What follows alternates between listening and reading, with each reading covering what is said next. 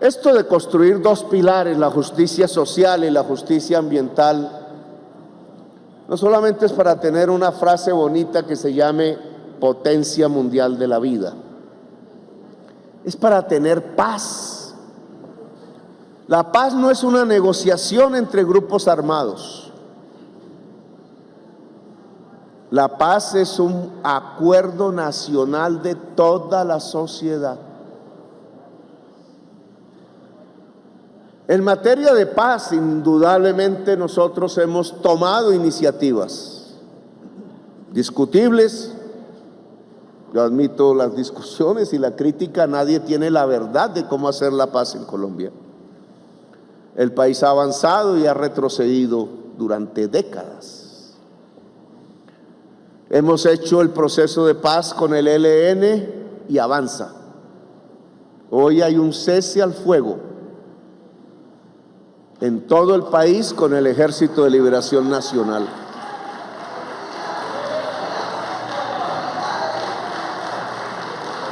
Eso ha traído como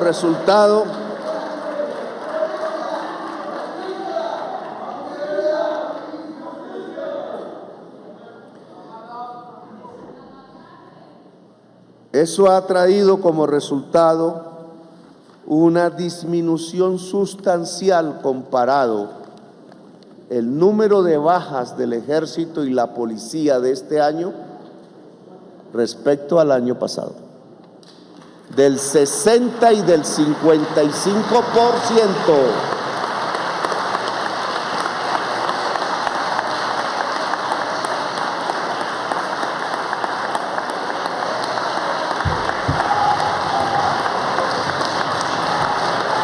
Alguna vez un congreso, no hace mucho, hace unos años, un congreso de la República, no estaba yo allí presente, escuchó estas mismas frases de los gobernantes del entonces, que un acuerdo de paz había hecho desplomar las estadísticas de muerte de la fuerza pública. Incluso hablaban en aquel entonces de cómo el hospital militar estaba desocupado. Eso varió lamentablemente. Yo lo discutí políticamente en este Congreso. ¿Por qué? Habiendo llegado a ese momento excepcional en la historia de Colombia, realmente nos habíamos devuelto y otra vez el hospital militar estaba lleno. No voy a repetir esa discusión del retroceso de Colombia en materia de la paz. Pero lo cierto es que en cifras ha caído la muerte de soldados y policías sustancialmente en Colombia, si lo comparamos con hace un año.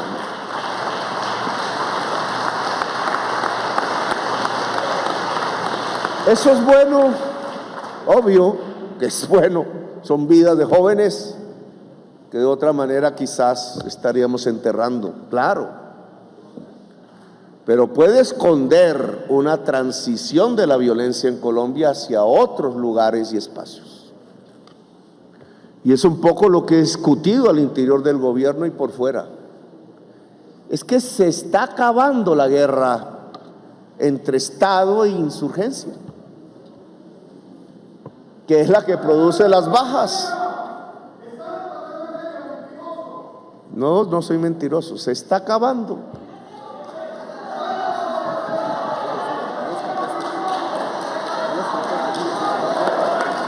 Podemos decir, ojalá lo pueda decir,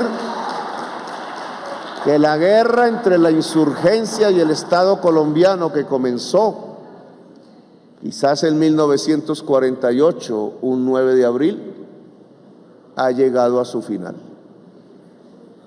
Así como llegó a su final en un periodo anterior la guerra entre liberales y conservadores.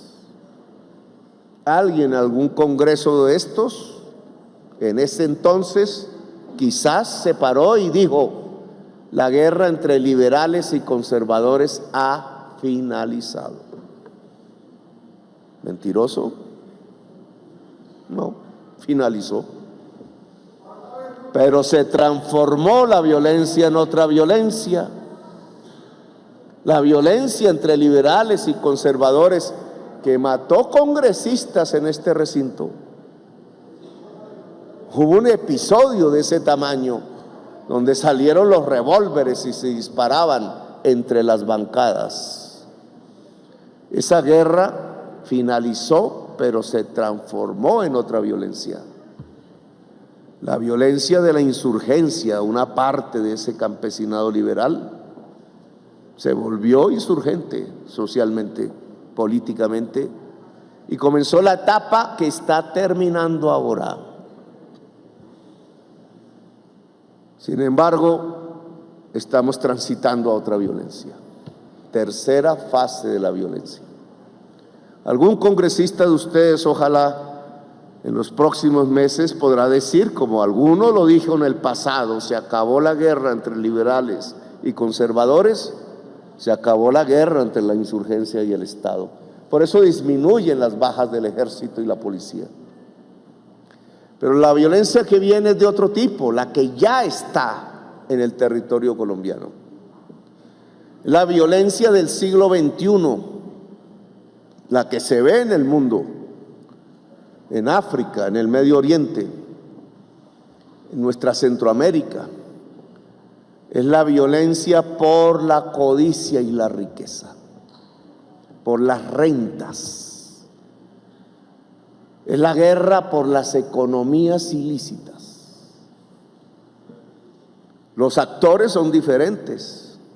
Así recuerden y tengan ecos de pasado, como la anterior fase de la violencia tenía ecos de la época de los liberales y los conservadores. Pero esta es diferente. Esta tiene que ver con un control territorial y de riqueza, no con la toma del poder, que era la de la fase de la insurgencia y el Estado. No está pensando en llegar a tomarse este recinto, quizás a través de las elecciones, con sus dineros ilícitos. Es la de un control territorial y sobre la población que usa el terror y la barbarie para controlar la riqueza ilícita. Es la de la cocaína, es la del oro ilegal, es la de la trata de las mujeres, es la de el éxodo a través del Darién, es el de la captura incluso de los cupos de contratación del poder local en el territorio o del poder nacional cuando se territorializa. Son ejércitos privados, son bandas armadas, no luchan contra el ejército ni la policía, ni tienen bandera política. Su bandera es controlar la riqueza, la extorsión generalizada, el oro, la cocaína, la mujer, la esclavitud moderna, el éxodo. El mercado de la cocaína y de las drogas está cambiando hoy, señores y señoras. Aunque no se ha hecho público y temo una infidencia, la conversación con los Estados Unidos ya trata el tema. Se ha detenido el crecimiento del cultivo de la hoja de coca. Fue marginal el año pasado respecto al antepasado. Creció un poquito, pero empezó a bajar la cima. Por una razón fundamental, ha disminuido los envíos de cocaína a los Estados Unidos de Norteamérica.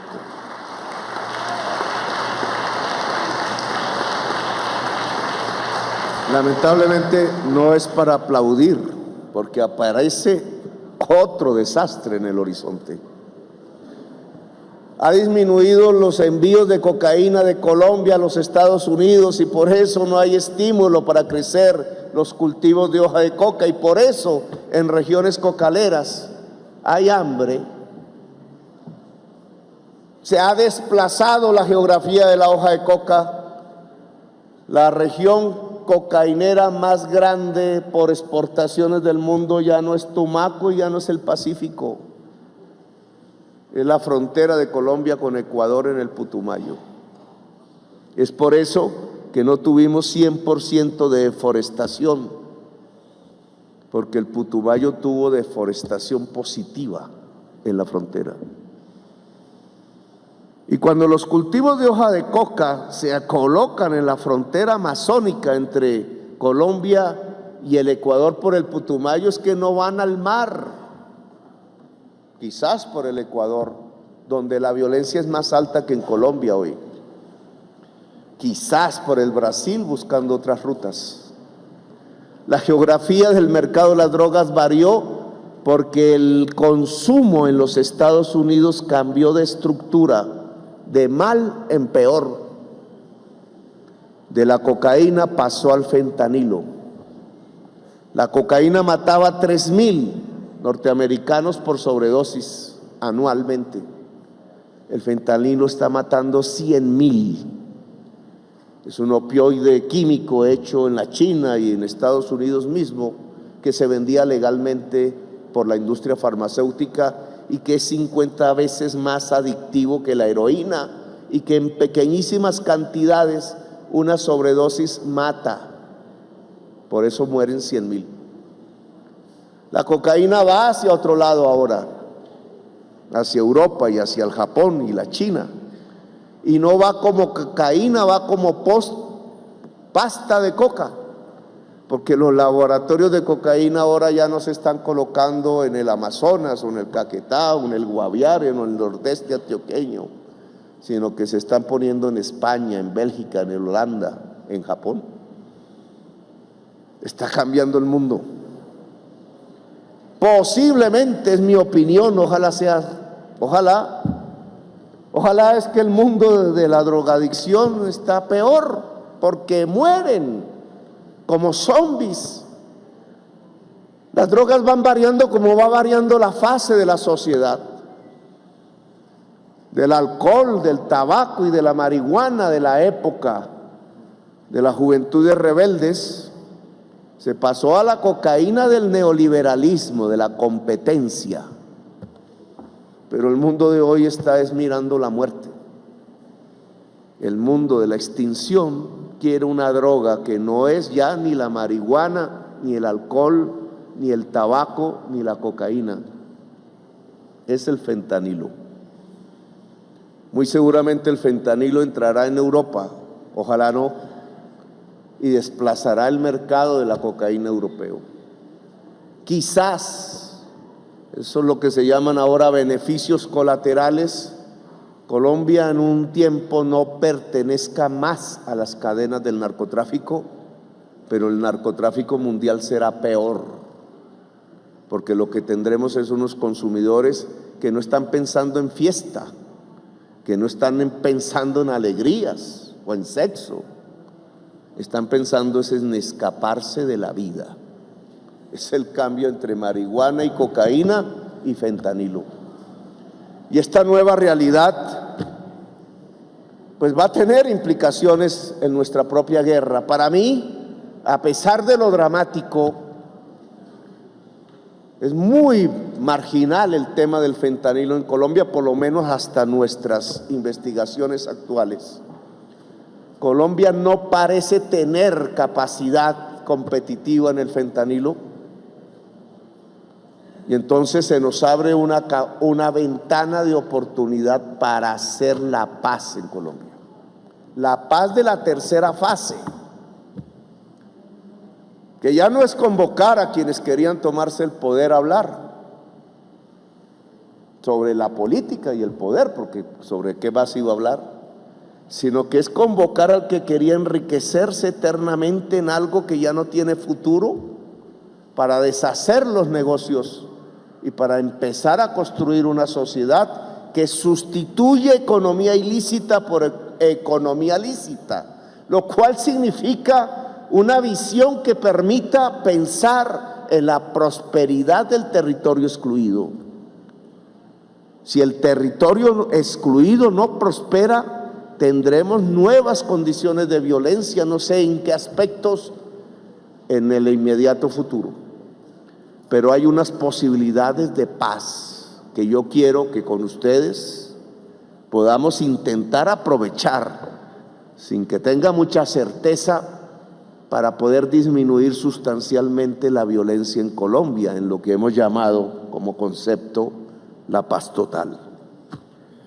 La paz total, por tanto, implica un territorio incluido, una sociedad incluida, una disminución sustancial de la desigualdad social, una sociedad donde la juventud toda pueda sentir que tiene un futuro, el muchacho y la muchacha, el negro, el indígena, el que vive allá en Córdoba, en Sucre, o en La Guajira, o en el Chocó, o en el litoral pacífico, o en Leticia, o en el barrio popular de Bogotá, allá en Usme, en Bosa. Unas condiciones mayores de equidad social nos pueden llevar a la paz. Hay una ventana de oportunidad. Yo creo que es el momento de la reforma social. Yo creo que es el momento, sin que sabemos lo podamos conseguir de la noche a la mañana, en que esta sociedad sea más igualitaria. Por tanto, es el momento de un acuerdo nacional.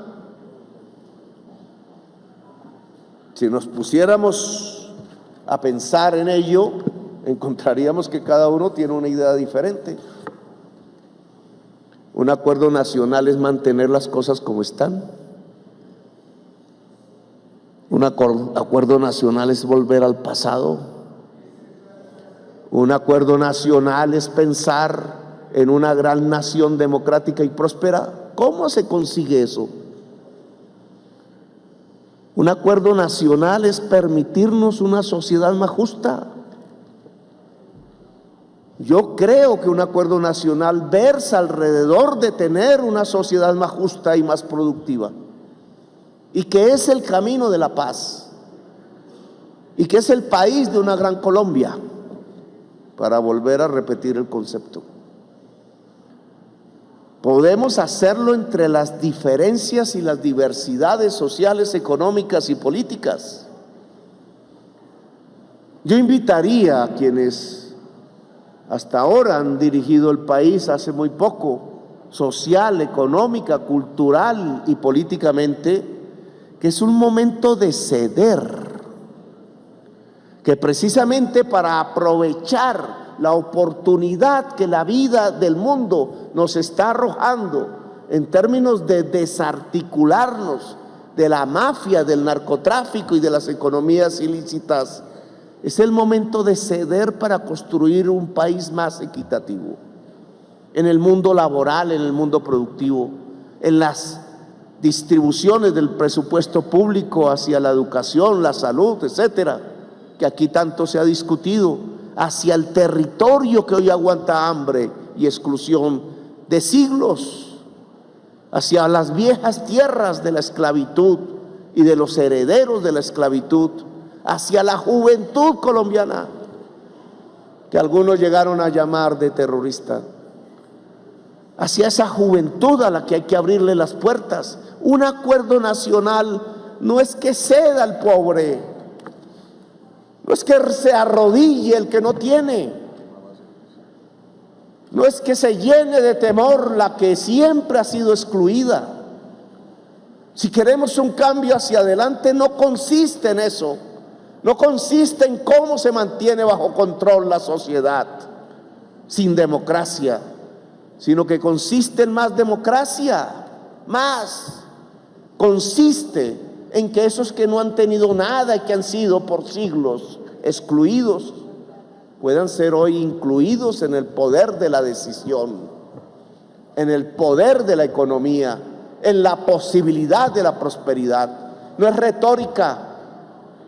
Es con sistemas de salud, de educación. Una agenda de proyectos está a su discusión y tienen que ver con esta materia. Un acuerdo nacional afuera en Colombia, sí, en la sociedad, y un acuerdo que pasa por el Congreso de la República, no lo excluye. El Congreso de la República es la expresión condensada, puede serlo, del acuerdo nacional, que se tramita aquí a través de la ley y de la reforma.